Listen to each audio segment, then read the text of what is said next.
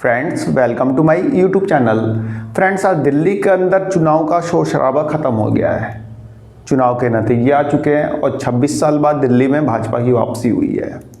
Friends, Delhi चुनाव में 48 सीटें बीजेपी को मिली है और 22 सीटें आम आदमी पार्टी को मिली है, क्योंकि दिल्ली में टोटल 70 सीटों की विधानसभा है और कांग्रेस को एक भी सीट नहीं मिली है। तो इस तरह से बीजेपी ने सत्ता में वापसी की है और 35 से ज़्यादा सीटें लाके मतलब बीजेपी की एक स्टेबल गवर्नमेंट बनी है बिना किसी गठबंधन के। फ्रेंड्स, यहाँ पे कांग्रेस को भले ही कोई सीट नहीं मिली हो, लेकिन कांग्रेस ने यहाँ पे आम आदमी पार्टी को सत्ता से बाहर का रास्ता दिखा दिया। फ्रेंड्स, आज से लगभग 8 महीने पहले लोकसभा चुनाव में ये दोनों पार्टियाँ, आम आदमी पार्टी और कांग्रेस पार्टी, एक गठबंधन में लड़ी थी और 4 सीटों पे आम आदमी पार्टी लड़ी थी और 3 सीटों पे कांग्रेस लड़ी थी। और ये सातों की सातों सीटें, जो लोकसभा की सातों की सातों सीटें ये हार गए थे और बीजेपी ने सातों की सातों सीटें जीत ली थी। और लोकसभा चुनाव में आम आदमी पार्टी और कांग्रेस दोनों पार्टियों का नेता एक दूसरे के लिए वोट मांगते हुए दिखाई दिए थे। लेकिन लोकसभा चुनाव के तुरंत बाद आम आदमी पार्टी इस गठबंधन से अलग हो गई। आम आदमी पार्टी के गोपाल राय ने बोला कि भाई हम इस गठबंधन में नहीं रहेंगे, गठबंधन सिर्फ लोकसभा चुनाव के लिए था, विधानसभा चुनाव के लिए नहीं। क्योंकि विधानसभा चुनाव में आम आदमी पार्टी की एक अलग ही महत्वाकांक्षा थी। महत्वाकांक्षा ये थी कि कांग्रेस तो 2 बार से जीरो ला रही है, मतलब कि 2015 के विधानसभा चुनाव में भी कांग्रेस की 0 सीटें थी और 2020 के विधानसभा चुनाव में भी दिल्ली के अंदर कांग्रेस की 0 सीटें थी। तो उन्होंने कांग्रेस को कोई ज़्यादा भाव दिया नहीं और बोला कि हम अकेले लड़ेंगे। और दूसरा इनको यह था कि यदि हम कांग्रेस के साथ मिलकर लड़ते हैं तो कांग्रेस को एक तो सीटें देनी पड़ेगी। मान लीजिए 40 सीटों पे आम आदमी पार्टी लड़ती है तो 30 सीटें कांग्रेस को देनी पड़ेगी।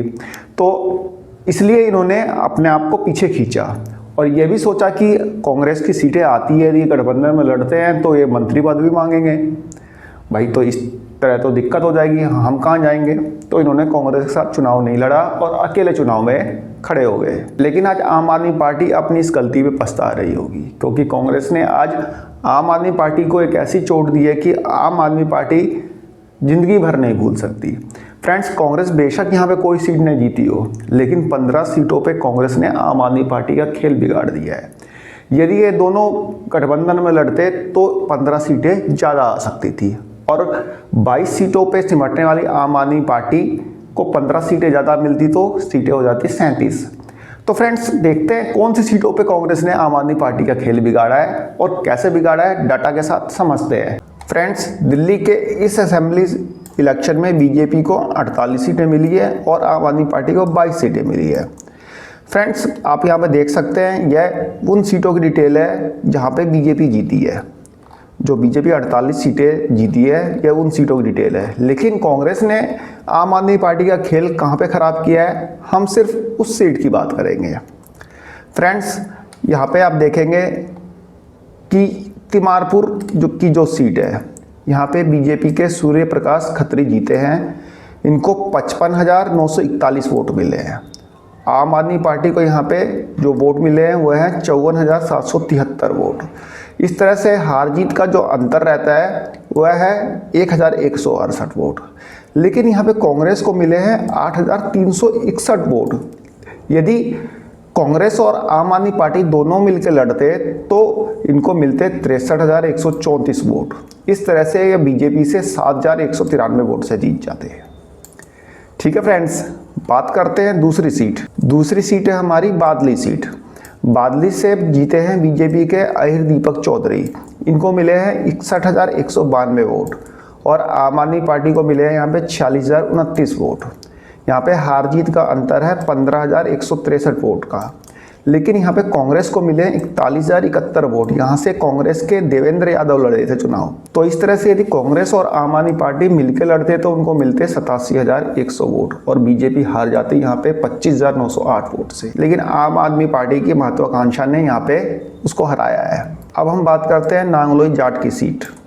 नांगलोई जाट में मनोज कुमार शौकीन जीते हैं, जो कि बीजेपी से हैं। 75,272 वोट उनको मिले हैं। आम आदमी पार्टी को वोट मिले हैं यहाँ पे 49,021 वोट।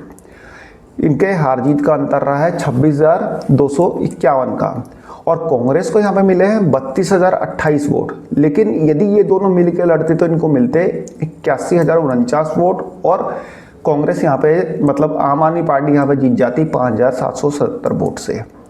ठीक है, तो ये तीनों सीटें हमने देखी, यहाँ पे कांग्रेस ने इनका खेल खराब किया। और देखते हैं अभी हम, देखिए मादीपुर की सीट, मादीपुर में कैलाश गंगवाल जीते हैं, ये बीजेपी के हैं, 52,019 वोट।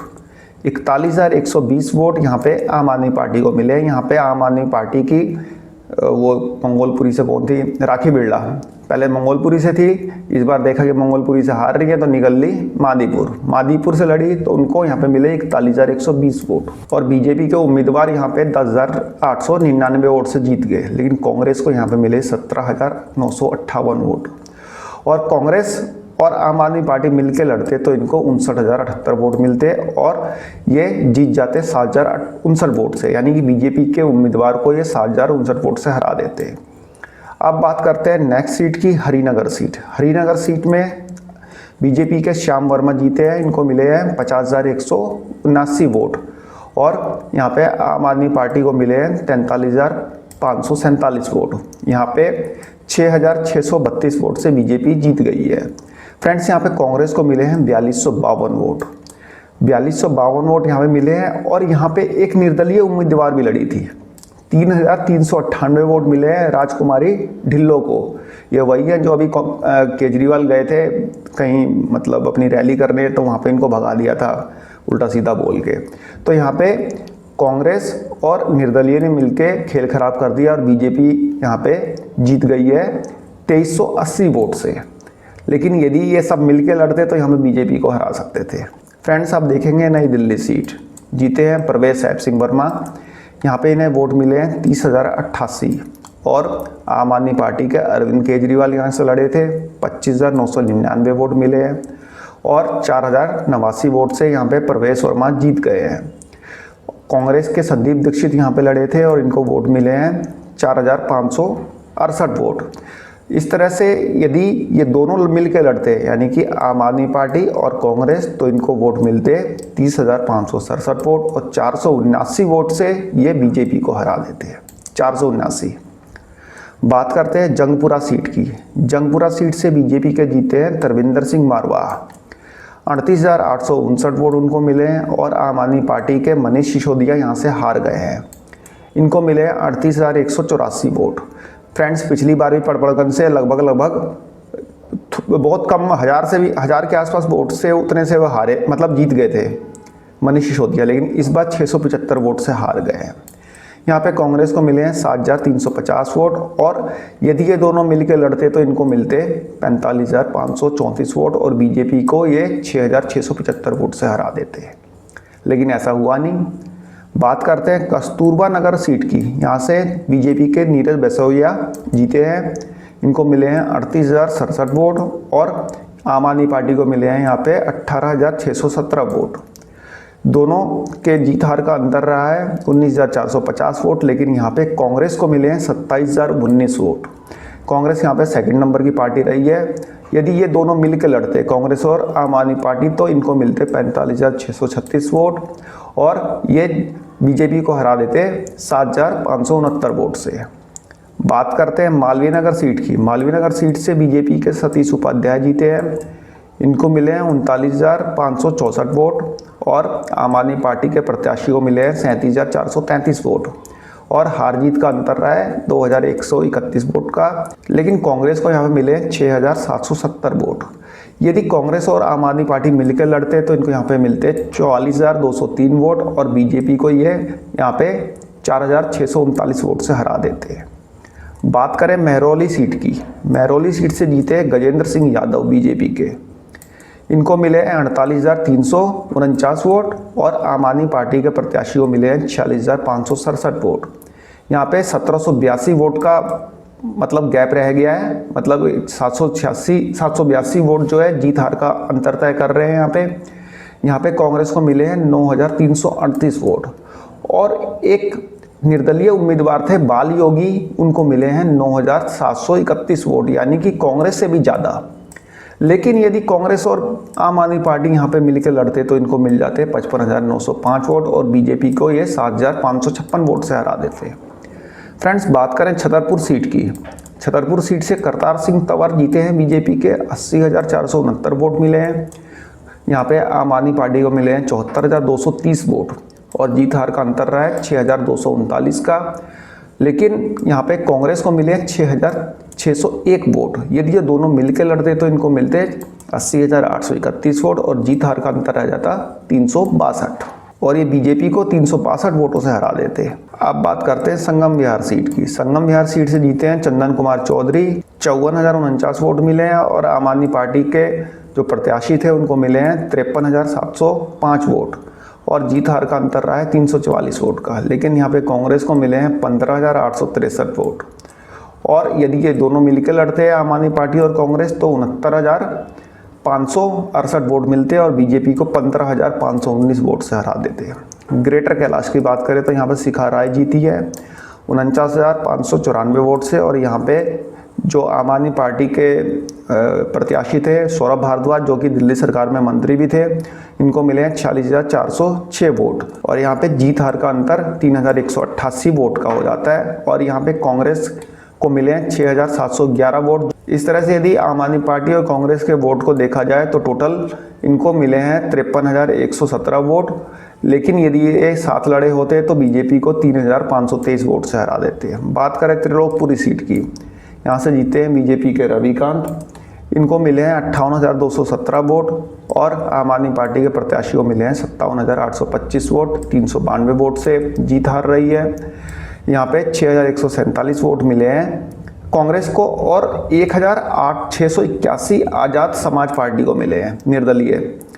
तो यदि कांग्रेस और आम आदमी पार्टी के वोट को देखा जाए तो 63,972 वोट टोटल मिले हैं। लेकिन यदि ये मिलके लड़े होते तो बीजेपी को ये 5,755 वोट से हरा देते हैं। यदि आज़ाद पार्टी भी नहीं लड़ी होती और आज़ाद पार्टी का 50% या 30% वोट भी यहाँ पे आम आदमी पार्टी को मिल जाता तो यहाँ पे आम आदमी पार्टी बीजेपी को आराम से हरा देती। बात करें यहाँ पे मुस्तफ़ाबाद सीट की। मुस्तफ़ाबाद सीट से मोहन सिंह बिष्ट जीते हैं। फ्रेंड्स, ये मोहन सिंह बिष्ट वही हैं जिन्हें करावल नगर से सीट मतलब की टिकट मिलती थी, लेकिन इस बार करावल नगर से बीजेपी ने इनको टिकट नहीं दिया और कपिल मिश्रा को टिकट दे दिया था, जिससे कि ये थोड़े नाराज भी हुए थे। देन मोहन सिंह बिष्ट को मुस्तफ़ाबाद से टिकट दिया गया था और इन्हें मिले यहाँ पे 85,215 वोट और आम आदमी पार्टी को मिले यहाँ पे 67,637 वोट। जीत हार का अंतर रहा 17,578। यहाँ पे जो कांग्रेस है, कांग्रेस को वोट मिले 11,763। यहाँ पे खेल बिगाड़ा थोड़ा ओवैसी की पार्टी ने, AIMIM 33,474 वोट मिले। फ्रेंड्स, यदि यहाँ पे कांग्रेस और आम आदमी पार्टी भी मिल गए होते थे और AIMIM नहीं खड़ी हुई होती तो यहाँ पे आम आदमी पार्टी को एक बड़ी जीत मिल जाती यहाँ पे।